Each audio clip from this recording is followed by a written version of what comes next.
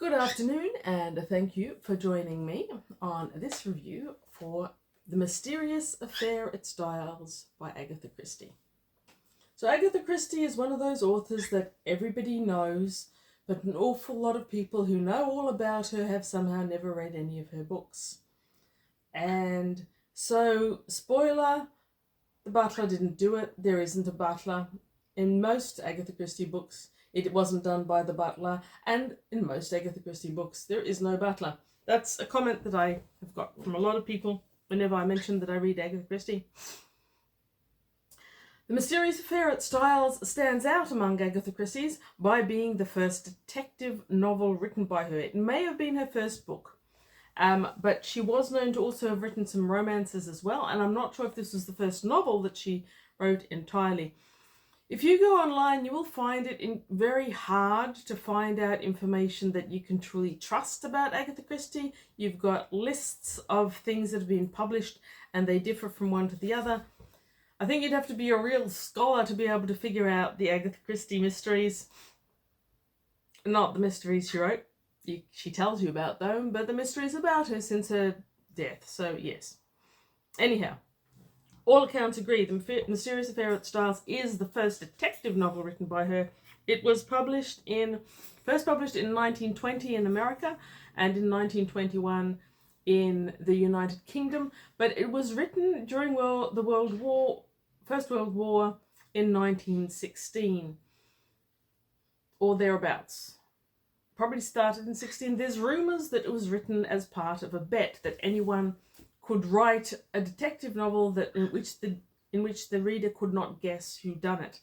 And the prevailing feeling of the time when this was published was that the bet had been won, the reader would not know who had done it, and that overall the plot was too complex to be got while you were reading it. There's red herrings, there's pink herrings, there's white herrings, there's all sorts of side effects and diversions. It's an enjoyable novel, and I had forgotten that it was her first novel when I picked it up and started reading it.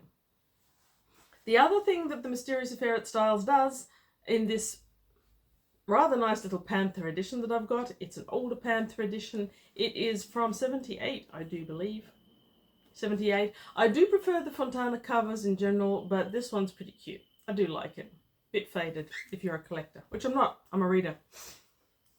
The other thing that The Mysterious Affair at Styles does is it first introduces Hercule Poirot and a number of other, well, all the other characters. It's her first one, but Hercule Poirot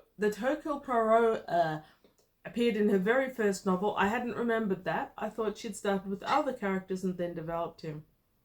Poirot was a character that allegedly Agatha Christie lived to regret and not always love.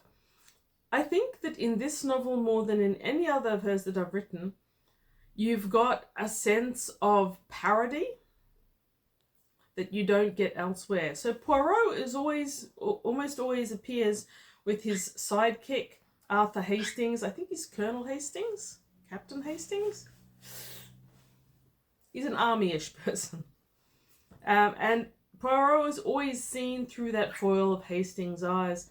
It's very much a Watson and Sherlock Holmes type relationship, with Hastings being the fall guy who is always slightly slow on the uptake, never quite understand what his brilliant friend Poirot is getting at. But Poirot is quite fond of him nevertheless. In this book, as in no other that I've read recently, Agatha Christie takes that relationship, that slight dullness of Hastings, to the point of parody. In it, he's constantly saying how subtle he is, how good he is at doing this, how great he is at determining that, while quite clearly to the reader he is no good at any of these things. And Poirot says he's terribly useful, makes him puff out his chest, yes, as I am, and then goes on to say by being so dense that anyone could read your expression and things like that. It's actually a little bit jarring, especially when you've read the later Christies, to just how much of a parody in places Hastings and Poirot are in this book compared to some of the others.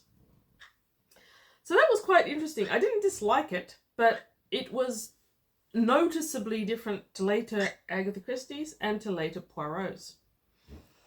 Okay, so as to the plot starts off with Hastings talking directly to the reader. Is that breaking a glass ceiling or a glass wall or something? Anyway, talking directly to the reader by saying the intense interest aroused in the public by what was known at the time as the Styles case has now somewhat subsided. Nevertheless, in view of the worldwide notoriety which attended it, I've been asked both by my friend Poirot and the family themselves to write an account of the whole story. This, we trust, will effectually silence the sensationalist rumours which still persist.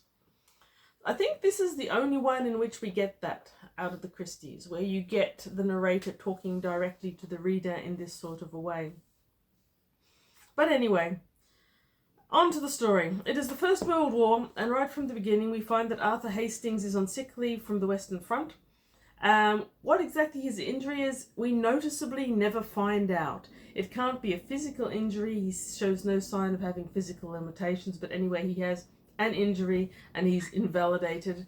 And after spending some months in a nursing home, he happens to be in town, I believe, when he bumps into his old friend John Cavendish. They chat, and Cavendish says, why don't you come up and stay at the country house of Styles, like he had done in the past. My mother would love to see you, etc., etc.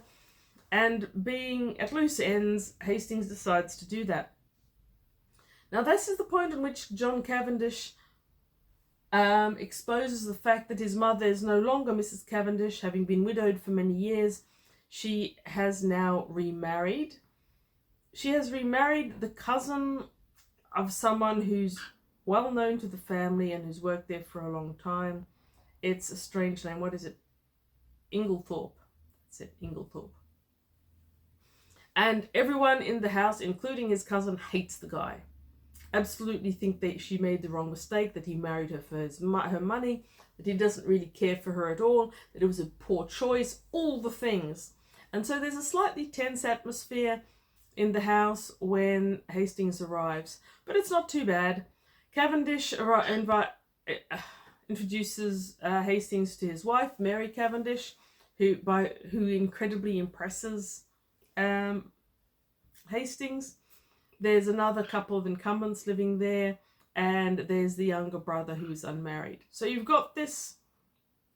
This is a classic Agatha Christie tactic. You've got this set of people in the manor house, all of whom are considered suspects when the inevitable murder occurs. So the inevitable murder is actually of Mrs. Inglethorpe, who used to be Mrs. Cavendish, the stepmother, and the wife of this new Inglethorpe guy. Now, I'm pretty sure it's just before this occurs, the day before, Hastings learns that his old friend Hercule Poirot is in the village. Apparently, a number of Belgians had to seek refuge in England from the war, and part of their refugee status has been supported by Mrs. Inglethorpe up at the Styles Manor House. She's provided a cottage for them and she's been very good. They all feel very indebted to her. Mrs. Inglethorpe is well known in the whole countryside as this energetic woman who takes on a lot of charities, does a lot of work. And in fact, her new husband Inglethorpe first came to her as a secretary, and it grew into something bigger. Now, you've got this murder occurs in the middle of the night, and due to crashings and smashings, a lot of people are there to witness Mrs. Inglethorpe writhing on the bed in the throes of what appears to be poisoning. I'm not going to really go into the plot much more than that. There's a dozen characters, many of them are quite good. Inspector Japp from Scotland Yard is barely touched upon in this novel, but he becomes a major character later in other books as well. And you've got several different interacting plots. You've got the poisoning, and then you've got who could have done it, who's to benefit, who was there, who wasn't. And Hercule Poirot, of course, solves the whole mystery with aplomb. We have a court scene. I like the court scenes, but it doesn't end there. at the point when you get an arrest, you realise that there's a fair bit more of the book still remaining, and that more fun and games await. It's a satisfying conclusion that surprises by how unsurprising it is. Now, this novel first appeared as a serial, I do believe, and it's got these cute little diagrams of the various rooms and floors, and a few writings that are clues that the reader can look at, which were also published in the original magazine publication. So there's so many plot twists. Agatha Christie keeps you guessing. For a first novel, it's very well written. I gather that when it was first submitted to a publisher, they only agreed to publish it if there were a certain amount of alterations made to the ending, which was subsequently made. And apparently some of the more modern books will publish the book with the alternative, with the original ending attached as an appendice. I have an attack bird. It is a very, very dangerous attack bird. And I enjoyed it. For a first novel, if this is a first novel, or for a first crime novel, it definitely is that. It's a very polished book. It's well written. It's nicely written. The characters are a bit of fun. There's a lot of stereotyping happening, but it is overall very enjoyable. It's better than you would expect from a run-of-the-mill first novel, in my opinion. The only thing that really surprised me about it, I guess, was that definite sense of parody that you get from Watson and Hercule Poirot. Poirot actually doesn't change too much from this to the other ones, but he's perhaps a little bit more exaggerated in this one. But Hastings, the treatment of Hastings by the author definitely does change. Here it is absolutely a parody at times. I don't think there can be any doubt but that Christie intended it as a parody, probably of Sherlock Holmes and Watson, because Sherlock Holmes is actually mentioned in passing as in the beginning of the novel. When Hastings is being asked about whether his soldiering is his regular profession early on, and he says it's just been since the war. He's asked about what his favourite hobby would be. No secret hobby, she asked. Tell me, you're drawn to something? Everyone is. Usually something absurd. You'll laugh at me, she smiled. Perhaps. Well, I've always had a secret hankering to be a detective. The real thing? Scotland Yard or Sherlock Holmes? Oh, Sherlock Holmes, by all means.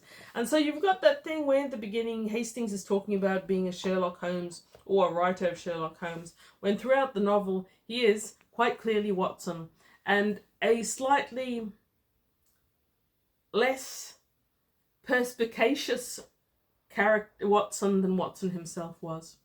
Anyway, I did very much enjoy it. I think I probably did read it, but I think I probably haven't read it for about a decade. So, while I knew that I was being led up the garden path a couple of times, I didn't really know where the end of the garden path was. I enjoyed it very much. Thank you for watching. Read good books, maybe even some Agatha Christie books, depending on your flavour of reading. Many of them are very good. Have a great day. Read good books.